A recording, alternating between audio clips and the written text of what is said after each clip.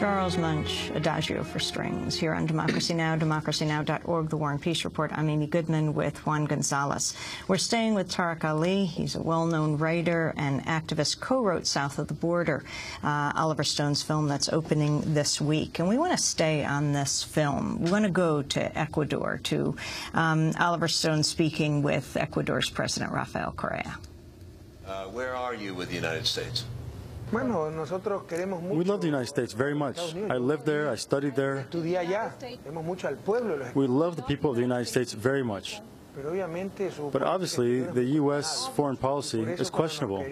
That's why when they want to pressure us to maintain the military base in our country, a foreign base that they don't pay anything for either, and they accuse us of being extremists because we don't want the base. If there's no problem having foreign military bases in a country, we set a very simple condition. We would keep the North American base in Manta, provided they would let us put a military base in Miami.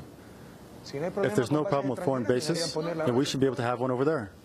That's the Ecuadorian president, Rafael Correa, and Tariq Ali. Well, I mean, you know, what can one say? He says when the American media attacks me, I know I'm doing right.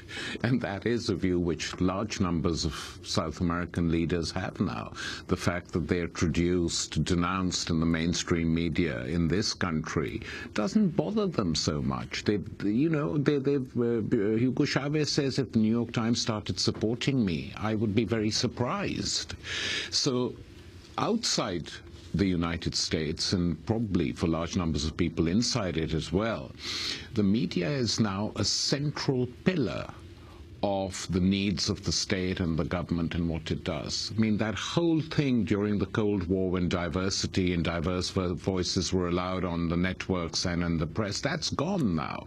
They're very blatant about it, and no one takes it too seriously. I mean, it's irritating and sometimes it's slanderous, but it's not a surprise.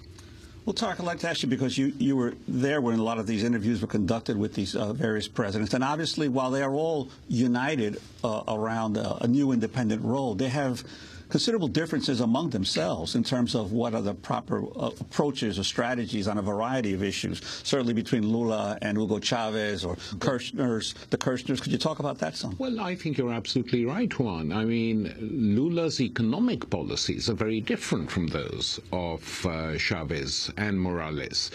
He decided soon after he came to power that he couldn't basically dismantle the neoliberal system. It was too much, and he thought it was safer to go that way. So essentially what they did was a few cosmetic things, not unimportant, by giving subsidies to the poor, which is important, but they didn't touch the system. And I think that has been a problem for some of his supporters. However, in terms of foreign policy, Lula made a big break. He said Brazil will no longer be used to demobilize countries like Venezuela or Bolivia. We will not participate in destabilizing them, in demobilizing those people, and he told that very clearly to the United States. Don't even try and do it. I don't necessarily agree with everything that these people do, but it's their right to do it, and that for South America marks a big leap forward. Talk about what happened in Colombia, the election. Well, I mean, Colombia, it's just now beyond a joke, really. It was bound to happen. Uribe couldn't stand again for constitutional reasons, and he's put in his minister, the guy largely responsible for the repression, the guy largely responsible for supervising some of the death squads, the guy totally in the pocket of the U.S. Embassy, is now president of Colombia. Colombia is the big U.S. base in South America now. Peru to a lesser extent. Colombia is the big base. This is where money is being poured in. This is where U.S. military bases are being built. And Korea recently, the president of Ecuador made it very clear. He said to the Colombians, if your troops ever come into our country again, like you did once before, for whatever the reason, we are going to fight back, so don't do it. And this is from Korea, who is regarded by the State Department here as the more reasonable of the Bolivarian leaders. He is warning the Colombians about this. So Hillary Clinton's trip to try and divide them from each other really backfired. It's not going to work because South America has changed. The new president of Colombia will be the former defense minister, Juan Manuel Santos. Yeah.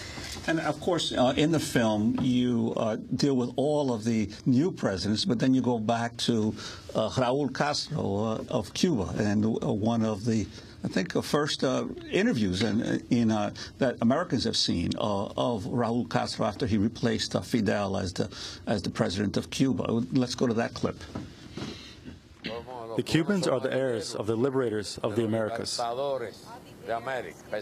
starting with Bolivar, Sucre, Toussaint Louverture, the Haitian, the first and only successful revolution led by slaves in the history of the world. We are the heirs of some of the more recent battles of other companions who have fallen, like Che Guevara. Now some are young, like President Correa and President Chavez. But each one is learning their own identity and finding their own identity within the continent. That was Raúl Castro. And by the way, Tariq Ali has written the book Pirates of the Caribbean, Axis of Hope about Evo Morales, Fidel Castro, and Hugo Chavez. So what do you think of Raúl Castro and where Fidel Castro fits into this picture? Well, Fidel was, an iconic leader, still is, and even people in South America who hate him know that he is one of those figures produced in South American history once or twice, maybe in 100 years. So that will never go. The interesting thing now is what will happen in Cuba. And this is literally a million-dollar question. Which way are they going to go?